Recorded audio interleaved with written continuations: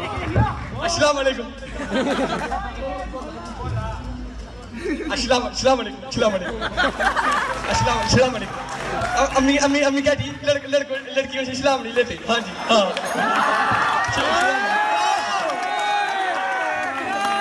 मैं और मेरी शर्ट भी मैं। तो जाता नहीं। टिकट नहीं मेरे पास। चल इतना टिकट ले ले। पैसे तो नहीं मेरे पास नहीं है। सो गया था ना तो भूल गया। पैसे भाई पैसे लाए हैं। हाँ जी हाँ। Thank you very much. दोस्तों भोला भाई साहब की वजह से अब तो लोग भी फेमस होना शुरू हो गए हैं। इन भाई साहब ने बहुत अच्छी एक्टिंग की, भोले की काफी अच्छी एक्टिंग की, लेकिन भोला तो भोला है ना यार। मजे मजे मजे यहाँ से